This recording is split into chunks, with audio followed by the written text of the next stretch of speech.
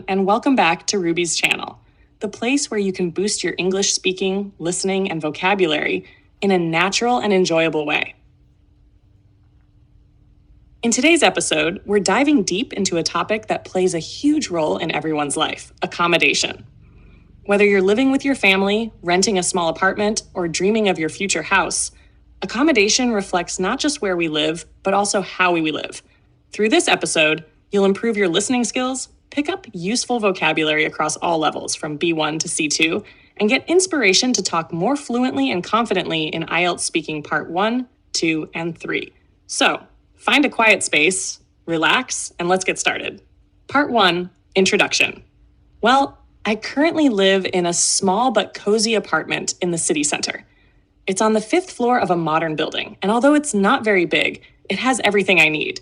A bedroom, a living area, a small kitchen, and a balcony with a nice view of the street.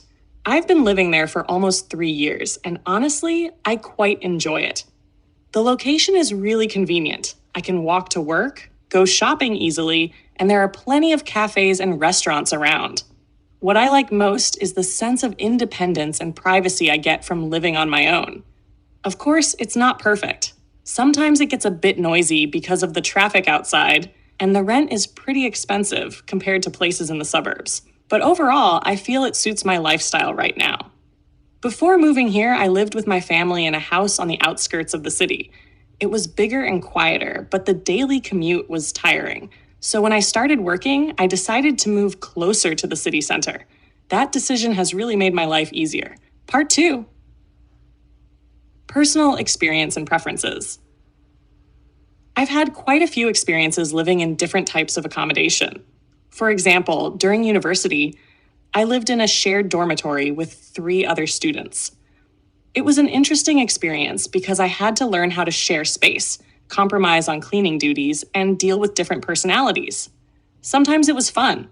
We cooked together and stayed up late chatting. Other times, it was a bit stressful, especially when people didn't respect each other's privacy. Later on, I rented a small studio apartment near campus. It was the first time I lived alone, and it felt liberating. I could decorate the place however I wanted, invite friends over, or simply enjoy some quiet time. But it also came with responsibilities, like paying bills, fixing broken things, and managing my own time. If I had to choose between living in a house and an apartment, I think it depends on my stage of life. Right now, an apartment is more practical. But in the future, I'd love to have a house with a garden, maybe in a peaceful neighborhood. I imagine having a small library, a spacious kitchen, and a comfortable outdoor area to relax. That kind of lifestyle really appeals to me. Part 3, broader discussion. Accommodation isn't just a personal issue, it's also a social and economic topic. In many cities, including where I live, housing prices have been rising dramatically over the last decade. Young people, especially recent graduates, find it increasingly difficult to afford their own place. Many end up sharing apartments with strangers or moving back in with their parents. I think part of the problem is the rapid urbanization and the lack of affordable housing policies. Developers focus on luxury apartments because they bring in more profit, but there's not enough support for low and middle-income families. This leads to overcrowded neighborhoods, long commutes, and even homelessness in some cases. Another interesting trend is the rise of co-living spaces.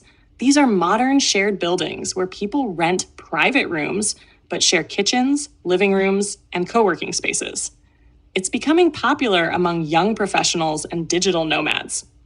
Personally, I think it's a creative solution to the housing crisis, especially for people who value community and flexibility over owning property. In the future, I believe housing will have to adapt to new lifestyles and technologies. For example, smart homes with automated systems are becoming more common, and eco-friendly housing is no longer just a niche. People care more about energy efficiency, natural light, and sustainable materials. Governments should also encourage green building practices to make cities more livable. Part 4, Advanced Reflection and Speculation. When discussing accommodation, I think it's crucial to acknowledge the emotional and psychological aspects of housing. A home isn't just a physical space. It's where people build their identities, relationships, and routines. For some, it's a source of stability. For others, it can be a symbol of status and achievement. Interestingly, the concept of home differs across cultures. In some societies, multi-generational living is the norm, where grandparents, parents, and children live under one roof. In others, independence is valued more, and people move out as soon as they turn 18. Neither approach is better. They simply reflect different cultural values. Speculating about the future, I wonder how climate change will affect housing.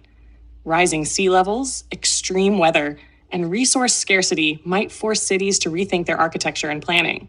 Floating houses, underground shelters, or modular movable homes might become mainstream. Additionally, the rise of remote work could lead to a decentralization of cities. Instead of everyone crowding into big urban centers, people might choose to live in rural areas while staying connected digitally. From a personal perspective, my ideal accommodation would combine comfort, functionality, and sustainability. I don't necessarily dream of a huge mansion. I'd prefer a medium-sized house with smart design, plenty of natural light, good insulation, and perhaps solar panels on the roof. A place that feels warm, inspiring, and connected to nature. Ultimately, accommodation reflects both individual choices and broader societal forces. Where and how we live says a lot about our values, priorities, and the world we want to build. Thank you for listening to today's episode on accommodation. I hope you picked up some useful expressions, ideas, and vocabulary you can use in your IELTS speaking or real-life conversations. If you enjoyed this practice, make sure to listen again to improve your pronunciation and intonation, or try shadowing the speech to boost your fluency. This is Ruby's channel, where English becomes part of your daily life. See you in the next episode.